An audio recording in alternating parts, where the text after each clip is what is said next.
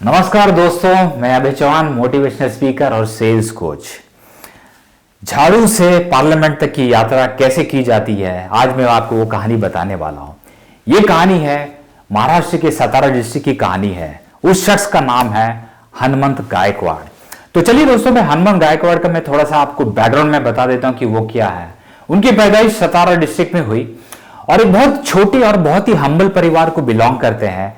उनकी माता छोटा मोटा काम करके घर में हाथ बटाती थी और पिता बहुत छोटे से क्लर्क थे, काफी कम तनख्वाह थी। तो पढ़ाई लिखाई के लिए भी उनके पास ज्यादा पैसे नहीं हुए करते थे। पर जो गायकवाड़ साहब हैं, पढ़ाई लिखाई में काफी होशियार थे। फिर उन्होंने स्कूलिंग वगैरह अपनी पूरी करके यहाँ पे अपने पूना में शिफ्ट हो गए और यहाँ पे आने के बाद एक बहुत छोटे से घर में वो रहा करते थे। 10 बाय 10 का घर हुआ करता था और उसमें सारे परिवार के 7-8 लोग एक ही साथ रहा करते थे।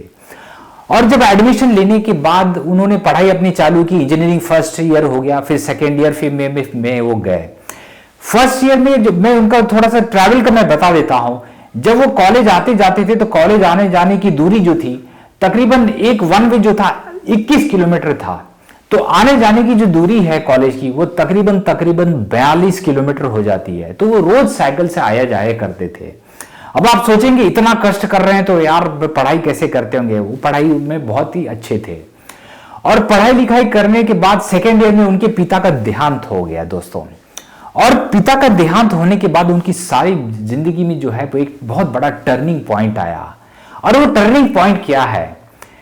उनके पिता के देहांत होने के बाद एक 6 महीने के बाद वो साफ सफाई कर रहे थे। तो साफ सफाई करते हुए उनकी एक छोटी सी चिट्ठी मिली, जिसे हम कहते हैं ना कपड़ा सिलाने के लिए देखे तो टेलर की वो रिसीट मिली और वो 3 पीस का एक रिसीट था। और वो रिसीट को उसे देखने के बाद देखा कि अरे पिता ने तो ये रिसीट में 3 पीस सूट सिलाने के लिए दिया है किसी को और उसकी रिसीट थी। तो उनके जीवन में एक बहुत बड़ा टर्निंग पॉइंट था। वो ये था कि उन्होंने ये सोचा, यार मनुष्य का मरने के बाद, मृत्यु के बाद तो ऊपर कुछ भी ले जाया जा नहीं सकता है। तो ये जो वाकया था उनके जीवन पे बहुत जबरदस्त असर किया और वहां से उनकी थोड़ी पूरी जो है जीवन की एक सोच पूरी बदल गई।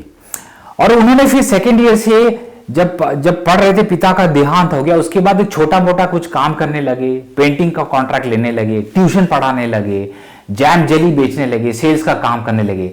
तो चूंकि पढ़ाई करते वक्त ये सब कर रहे थे तो आप लोग को ये लग रहा होगा कि यार हो सकता है पढ़ाई में बहुत बड़ा खामियाजा उनको भुगतना पड़ा होगा। बिल्कुल भी नहीं।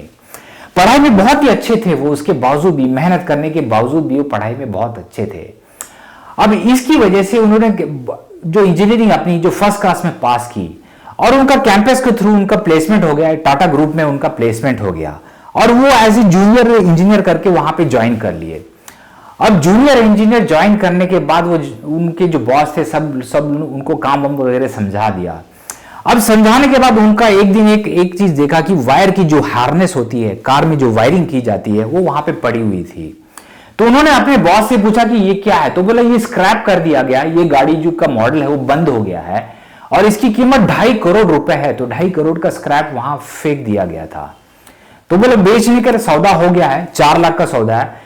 तो इसने कहा, गायकवाड़ साहब ने कहा कि इसका मैं कुछ करूं अगर आपकी इजाजत हो। तो उन्होंने कहा तू यार अपना काम कर, इस पे अपना टाइम जाया बिल्कुल करना मत, ये वेस्ट हो गया, स्क्रैप हो गया, छोड़ दे इसको, तू अपने काम में फोकस कर। तो उन्होंने कहा फिर भी मैं आपसे परमिशन मांगता हूं, एक मौका मुझे दीजिए, उसका कुछ मैं करके दिखाता हूं। तो उसके बॉस ने कहा ठीक है, तेरे को अगर कुछ होता है इससे तो तू करके मुझे दिखा।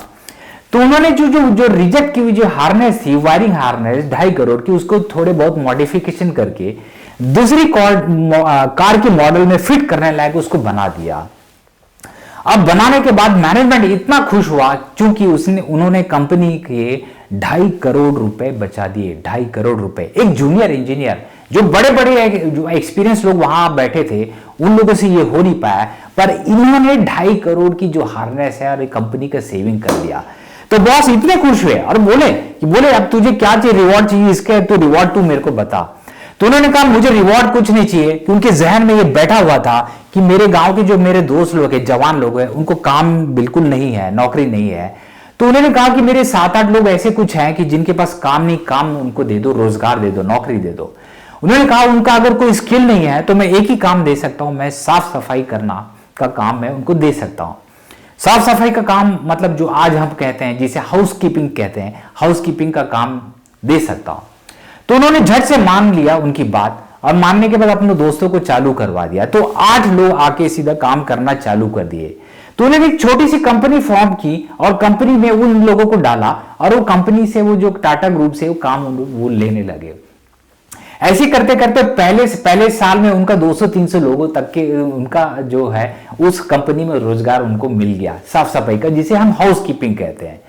उसके बाद तकरीबन 3 साल के अंदर 3000 लोग उसमें एम्प्लॉय हो गए, और उनका टर्नओवर जो पहले साल केवल और केवल 3 से 4 लाख रुपया था, वो 3 साल के अंदर 54 लाख तक के टर्नओवर पहुंच गया। 3 साल के बाद जब टर्नओवर 54 लाख का पहुंच गया, तो उन्होंने तय किया कि मैं नौकरी छोड़ दूंगा और फुल टाइम में ये बिजनेस में करूंगा। पर उनकी माता जी थी बिल्कुल उसके अगेंस्ट थी, क्योंकि उन्होंने कहा कि भाई हमारे परिवार में अगला पिछला में किसी ने कोई बिजनेस आज तक किया नहीं, तो यूं क्यों कर रहा है, और तेरी नौकरी अच्छी से चल रही, रोजगार अच्छा चल रहा है, तो यूं क्यों कर रहा है। तो उन्होंने कहा नहीं, मैं यही करने वाला हूं, अभी मैं नौकरी छोड़ दिया। उसके बाद बिजनेस जो है फुल टाइम उन्होंने संभालना चालू कर दिया। पर ये हो रही, जैसे ही उन्होंने फुल टाइम बिजनेस चालू किया, तो लोगों ने उनका मजाक उड़ाना चालू कर दिया। उनको कहने वाले लगे, झाड़ू वाला, अरे तू सफाई वाला है, ये क्या काम करता है, ये कोई काम है क्या, इसको करते हैं, ये बोल बोल के उनका मजाक उड़ाने लगा। पर देखते ही देखते उनको वो कामयाबी और सफलता उनको मिलती गई, और देखते ही देखते उनका व्यवसाय बढ़ने लगा। और फिर एक समय ऐसा आया कि पार्लियामेंट में लाइब्रेरी है, तो उस लाइब्रेरी की साफ सफाई के लिए जो पार्लियामेंट की जो HR डिपार्टमेंट है वो खोज रहे थे कि कोई किसी को आउटसोर्स करे। अभी तक उन्होंने इस काम को कभी आउटसोर्स नहीं किया था, मतलब किसी बाहर के लोगों को कभी दिया नहीं था। तो वो खोज रहे थे कि कोई अच्छा काम करने वाला, ईमानदारी से काम करने वाला अगर कोई मिल जाता है तो हम उसको काम देंगे। फिर इनका नाम कहीं से पता चला कि कोई पुणे की कोई कंपनी है, BVG ग्रुप करके कोई कंपनी है, बहुत अच्छा काम कर रही है, उनका रेफरेंस उनको पता चला कि अच्छा ईमानदारी से काम करते हैं। उनको बुलाया गया और काम दिया गया, और उनसे कहा गया कि हम केवल आपका काम 6 महीना देखेंगे, अगर 6 महीना आपका काम सही चलेगा तो हम आगे का काम भी फिर आपको देंगे। उसकी वजह से वो काम उनको मिल गया। अब काम मिलती गया तो धीरे धीरे आप जितने भी सरकार की जो प्रतिष्ठित जो भी है संस्थाएं हैं, सारा काम उनके पास है। पार्लियामेंट का, PMO ऑफिस का, सुप्रीम कोर्ट का, जितने भी टॉप के जो भारतीय मंदिर हैं, तिरुपति मंदिर, बालाजी मंदिर, आप शिरडी के साईं बाबा मंदिर, जितने भी बड़े बड़े हैं संस्थान है, सारा का सारा जो साफ सफाई का जो कॉन्ट्रैक्ट है, हाउस कीपिंग का कॉन्ट्रैक्ट आज उनके पास है।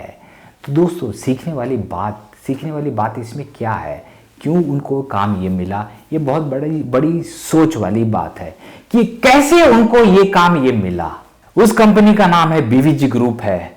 आज जो कंपनी 8 लोगों से और कुछ चंद लाख रुपए के टर्नओवर से चालू हुई थी, आज उस कंपनी में 70,000 एम्प्लॉय हैं, 70,000 एम्प्लॉय, और 22 राज्यों में उनका बिजनेस चलता है।